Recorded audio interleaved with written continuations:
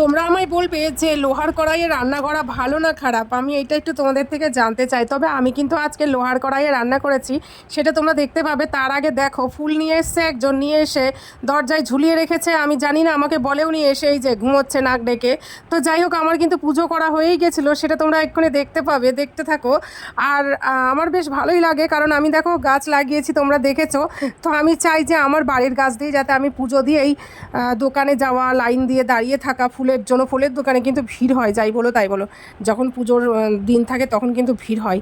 তো তারপরে আর কি করবো, পুজো করে যে নেমে দেখছি, জানলার দরজার দিকে তাকিয়ে দেখছি যে ফুল রাখা আছে। তারপরে সেই ফুলগুলোকে নিয়ে এসে আমি আবার ঠাকুরকে সাজিয়ে দিলাম। তারপরে কিন্তু আমি এসে আমার বাকি রান্নাটা কমপ্লিট করলাম। তার আগে কিন্তু ওরা এক চোট খেয়ে ছেলে স্কুলে চলে গেছে, আর ও খেয়ে একটু ঘুমিয়ে পড়ে গেছে। তারপরে কিন্তু আমি খাসির মাংসটা করেছি। আর অবশ্যই বলবে খাসির মাংস কার কার প্রিয়। আমার তো খুব প্রিয়। তবে তোমরা এই ভিডিওটা দেখতে থাকো, আমি কিন্তু খুব জলদি এই খাসির মাংসটা করে ফেলেছি। মানে এই প্রথমবার আমি করলাম প্রেশারে সিটি দিয়ে। তো খুব একটা যে ভালো লাগে প্রেশারে সিটি দিয়ে আমার কিন্তু লাগলো না। তোমরা কারা কারা প্রেশারে সিটি দিয়ে খাসির মাংস খাও আমায় একটু জানিও তো। তবে আমি কিন্তু কড়াইতে দিয়ে কষিয়েই রান্না করেই খাই, ওটাতে আমার মনে হয় বেশি টেস্ট লাগে। আর দেখো, এখনও বলতে বলতে আমার হচ্ছে মুখ দিয়ে জল চলে এসেছিলো। আমি ভালোবাসি খাসির মাংস খেতে। তো যাই হোক, এটা ঠিক কথা, প্রেশারে সিটি দিয়ে করলে খাসির মাংসটা একটু তাড়াতাড়ি হয়ে যায়।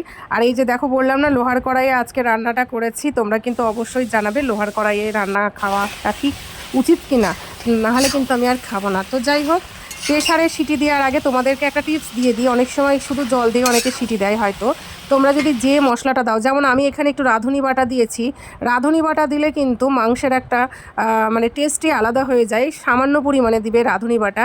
রাঁধুনি বাটা, জিরা, কাঁচা লঙ্কা, শুকনো লঙ্কাও আমি দিয়েছিলাম, নাহলে মাংসটা বেশ ঝাল ঝাল লাল লাল হয় না, এই জন্য দিয়ে তারপরে কিন্তু আমি হচ্ছে প্রেশারের মধ্যেও সেই হচ্ছে ইটা দিয়ে দিয়েছিলাম।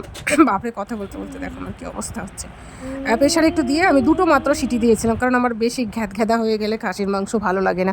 তারপরে তো এই যে দেখে নাও, আমি খেয়েও নিচ্ছি গবগবিয়া। কী করবো বলো, রান্না যখন করেছি খেতে তো হবেই, তাই না? খাওয়ার জন্যই তো আমাদের এত কাজ করা, রান্নাবাড়ি করা, পরিশ্রম করা, টাকা উপার্জন করা।